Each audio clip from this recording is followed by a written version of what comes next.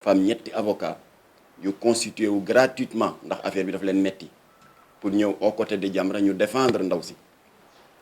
parce que kenn waru ko seetaan comme ça ñuy yàq dara naan ku ñu violé yow la neex on n'a pas le droit de croiser les bras waaye nag avocat yooyu mënaguma joxe seen tur te amuma l'aval de l'avocat attitré de Jamra ndax xam nga yàlla dafa dogal ni ko seen naataango mon cher ami que je salue au passage Pape Alé Niang tàmm di waxee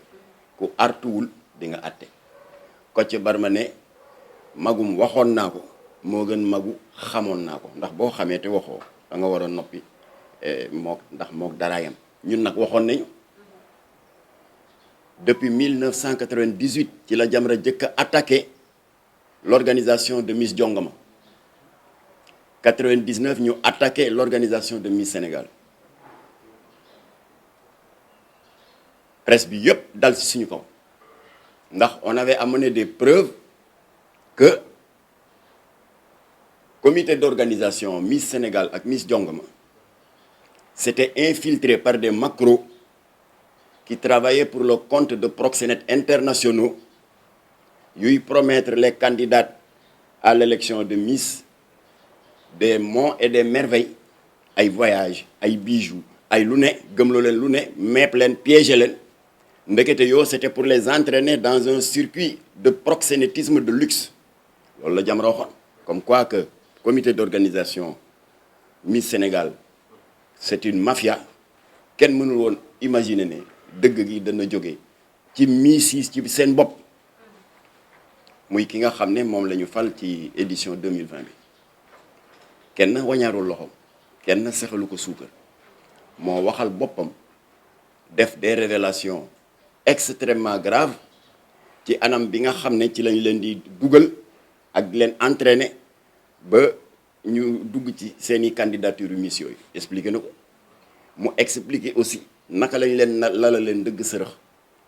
ginnaaw bi nga xam ne nii y avait des donateurs yu leen dig asamaan ak suuf ak la ca diggante ba ci wàllu voyage ci wàllu promotion ci wàllu lu ne naka lañ leen lala leen dëgg sërëx ba yóbbu leen ci ay hôtel ba noppi ay naar yu jógee Dubaï fekk leen fa ñu naan leen waaw ñi c'est des personnalités war ngeen leen wéttali wax ak ñoom loolu lu mu jotee avec l'élection de Miss Sénégal c'est pas du racolage c'est pas une forme de prostitution déguisée alors loolu moom la principale victime bii nga xam ne daf ci jëlee ëmb moom la wax. alors Mame Matar Gueye est-ce que yaakaaroon ne li nga xamante ne moo feeñ am na lu ko gën a grave loo xamante ne mu ci biir. absolument parce que ndaw si dañ ko war a remercier ndax lay Jamra yàgg di ñaxtu depuis 22 ans parce que c'était en 98 ñi naan Jamra exagère moom en tant que actrice du milieu rawatina occupé woon le premier rang du podium édition 2020 moo taxaw tey def révélation yu grave yi dimbali na ñu bari ñu daan noppi te toroxal nañ leen ëmbal leen ñu avorté kon foog ñu gërëm ndaw si te dañ ko jàppale nag parce que Jamra dana ko jox avocat gratuitement ñu défendre ko jusqu'au bout alors ndaw si elle a pris son courage à deux mains dal di wax li xew naka lañ leen diggee monts et merveilles gëlëmal leen naka lañ leen lala leen dëgg sërëx yóbbu leen ci hôtel ndekete yoo am na naar yu dagg billet avion jóge Dubaï ñëw fii pour di fooy ay doomu jàmbur ndaw saa ngi ni ëmb topp na ko ci ndaw saa ngi ni wasin dans l'abandon et dans n'est-ce pas le plus total ndaw saa ngi ni doom ja mu ngi ci juróomi weer te ba léegi kenn xamul baayam kon la ka dal metti na alors bu loolu amee nag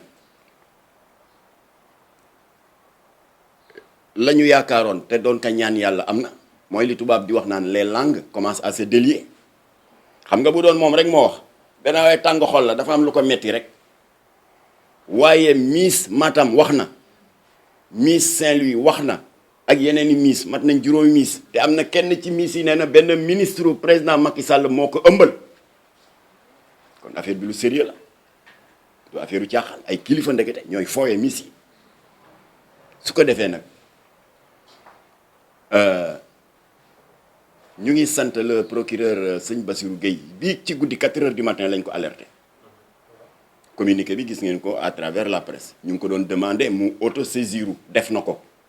voilà bu ko deful woon danaa ne deful tous waaye dama pop affaire politique tege fee Jamra daf ko interpellé 24 heures après rek mu daal di def li muy def ubbi na une information judiciaire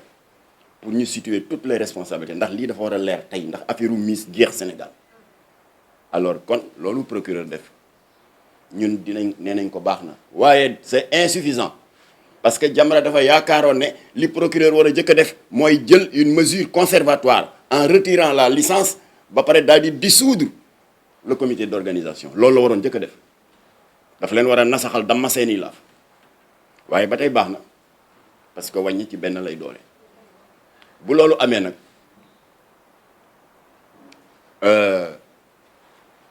terewul ñun Jamra nous sommes des citoyens bokk ci réew mi comme yéen ku jëlul sa responsabilité sa affaire la waaye ñun on n'a pas la lâcheté di seetaan des jeunes filles yu jàmbaare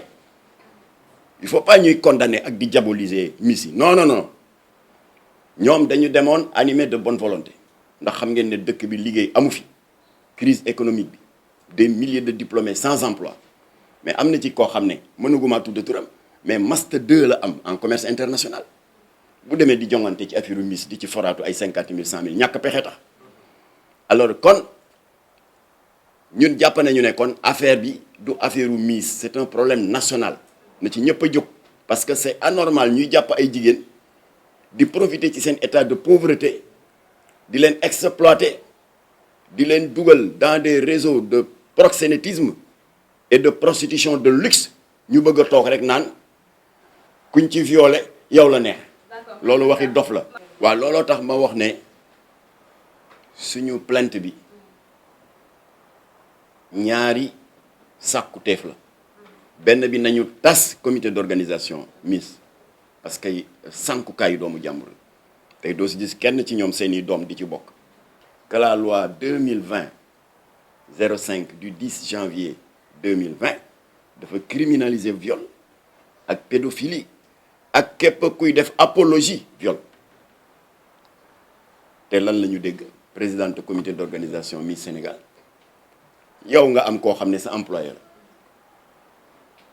nga dugal ko ci organisation bu lëndëm boo xam ne ay naar yu jóge Dubaï ñëw di ci dugg di wax ak ay jigéen ndax nattu dal ko ci mu jële ci ëmb boo xam ne kenn xamul bàyyi ba kan la mais yow la waroon doon sa taxawaay ndax bu dul dara jigéen nga say jarbaat lañu say doom lañ la waroon doon sa taxawaay mooy yëkkati ay kàddu masalu leen jàppale leen à leur côté ba dégg nga seen dignité ñu mën ko rétablir mais amoo loo wax nga taxaw ci micro ak ci caméra yi naan ku ñu violé yow la neex c'est extrêmement grave parce que kooku dafay encourager defkatu ñawteef yi naan ndem kii moo wax lii day kon day viol dañuy Jamra yeeg mouvement féministe yi dañuy rëy làmbañ rek ndeke aayu aay na de yéen a ngi fàttali ko Binta Camara fii ci Tambacounda di jàmbaar boo xam ne fu ñu toll ñu ngi koy ñaanal ndax xeex na jusqu'au dernier souffle ba joxe bakkanam te saay-saay bi la mu bëggoon amu ko kooku lan lañ ko def dañ ko tëj à vie kon bu leen kenn nax de ay ku ñu violé yow la neex alors donc ndaw si loolu mu wax c'est irresponsable et c'est une violation de la loi 2020-05 qui condamne le viol, qui condamne la pédophilie et tous ceux qui font la promotion et l'encouragement du viol et de la pédophilie. Alors kon ci cadre boobu incha allah suba ci la ñuy war a am jataay ak suñu avocat maître Moussa Sarr parce que ñetti avocat yi fàq ñëw ne dañuy jàppale nee naa leen c'est très bien waaye may leen ma laaj l'aval de notre avocat ndax moo fi remplacé léegi maître Khassim Touré bu d'accord ñu def benn pool d'avocat attaqué ndaw si wan ko ne dëkk bi moomu leen ko yéen organisatrice de Miss yi dëkk bi moomu leen ko yéen ñiy defar les séries qui font l'apologie de la fornication, la promotion de l'adultère, de l'homosexualité sur fond de promotion verbale di ci am xaalis moomu leen dëkk bi da ngeen ko bokk ak ñun te tubaab leen ak votre liberté s'arrête là où commence celle des autres ndaw si nag dinañ ko jëflanteeg moom pool d'avocat kan moo fi mën a wane aspect positif bu Miss yi indi lu dul yàq doomu jàmbur ñu di leen biiral di leen ëmbal ak ay naar yu jógee aux Émirats arabes di ñëw di wut ay caga yu jigéen nga jël doomu jàmbur yi jox naar yi rendez-vous hôtel soi-disant waaw waxal ak kii moo gën nga téye sa téléphone bi rek di kii autorité la kële sax mu ngi wax ak kee ça c'est du racolage c'est une forme de proxénétisme c'est une forme d'encouragement n'est-ce pas à la prostitution de luxe waaw kon loolu loo koy doyee naan nañu jag-jagal nañ ko arrangé am nañu naan sax nañu retirer licence bi d'accord baax na waaye yamu ca nañu retirer licence bi tas comité d'organisation Miss Sénégal ndax buntu prostitution la ak buntu proxénétisme du dañuy wax naa li du mujj fenn ñu jàpp leen tëj leen weer dëkk bi dafa am yoon bu ku nekk toogee ne du mujj fenn Sénégal day màbb voilà kon nag ñun dinañu jël ba mu jeex tàkk li ñu yoon may parce que dafa doy ñu jàpp ay doomu jàmbur ñàkkum liggéey bi ci dëkk bi crise bu ci dëkk bi nga gis jigéen bu am jom am diine ne xaaral ma dem tenter sama sens nga boole ko ak ay naar yu wëyu ñu jox ko rendez-vous hôtel yàq ko ëmbal ko loolu daf fiy jeex kon nag ñun maslaawuñu waaw nañu dindi licence bi nañ ko suspendre Jamra dana xeex pour ñu dissoudre comité d'organisation Miss Sénégal ndax dëkk bu tëdd bii Bamba tëdd Maodo tëdd fi Baye Laye tëdd fi ku ko bëgg a toroxal yaay torox incha allah. gis nga ñaari fóonantekat yooyu doon fóonante fii esplanade du Grand Théâtre di ay góor am na kenn ci ñoom soxnaam woonam naan waaw de ñu ngi jégalu ñu ngi nangam yàgg naa ko wax ne fecc du métier góor xamoon naa ne lii dana ko ci dal ñu ngi leen di ñaan yéen waa Jamra boo leen mënee retirer plainte bi ñu ngi jégalu ma ne ko déedéet ñoom nañu dem sa procureur jégalu ji parce que dossier bi génn na suñu loxo léegi procureur jël na ko en charge kuy jégalu demal ci procureur ndaw si nee nga def na vidéo xaw ma di jégalu nee ko Jamra nee na booy jégalu demal nga toog ca procureur nga jégalu ndax procureur dugal na ci loxo dëkk boo xam ne rek lu neex waay def yàq doomu jàmbur yi dara du la ci fekk nga fam ay millions def say poste ñaata la ñuy wax ne loolu la organisation Miss ñaata millions 200 millions loolu fu mu jógee ci sponsor yi alors moo tax nag heureusement nga fàttali ma ko maa ngi leen di yëgal ni ginnaaw démarche bii nga xam ne ñu ngi koy def ci wàllu yoon te wax laa fekk suba dinañu toog ak suñu avocat maître Moussa Sarr pour porter plainte pour apologie du viol maanaam di encourager viol ndax kaddu yu ñaaw yooyu naan ku ñu violé yow la neex ginnaaw loolu maa ngi leen di yëgal ne fii ngeen toog am na 6 responsables du bureau exécutif de Jamra ñu ngi sur le terrain di rencontrer des responsables de sociétés commerciales ya daan sponsoriser le comité d'organisation de Miss pour leur demander nañu retirer seen subvention ndax kii day yàq doomu jàmbur yi ñu ngi gërëm CFAO Motors ndax avant délégation Jamra di fa egg moom jël na les devants def na communiqué en date di yëgle ne nangu na alal ji mu ci defoon appui logistique ba mu leen joxoon maanaam oto yi ñu doon neexalee Miss yi yëpp nangu na ko na sponsor yëpp def noonu na ñëpp retiré lañ leen joxoon comme ça ñii ak seen ñaawteef ñu xam ne Sénégal àndul ak ñoom ñu mën a bàyyi yi ñuy def ak di lor doomu jàmbur yi ak di leen lalal yi ndëgg sërëx di leen booleeg ay saay-saay yoo xam ne dañuy wër rek di wut doomu jàmbur bu ñu yàq alors kon loolu laa fàtte woon ci précision yi merci CFAO Motors jotuñu faa ñëw sax waaye yéen a ngi woon suñu liste parce que xam nañ ñi sponsorisé Miss Sénégal yëpp ñu ngi suñu liste jotuñu egg ci yéen ngeen def acte bu rafet bi kon yéen gàcce ngaalaam Jamra va porter plainte par le biais de notre avocat maître Moussa Sarr pour apologie de la fornication du viol. Jamra va saisir le procureur pour le retrait de la licence du comité d'organisation et Jamra va demander la dissolution de cette structure qui ne fait que pervertir les enfants, les jeunes filles et que Jamra avait dénoncé depuis 1998 ba pare presse bi yëpp tiré woon ci suñu kaw léegi mu ngi nii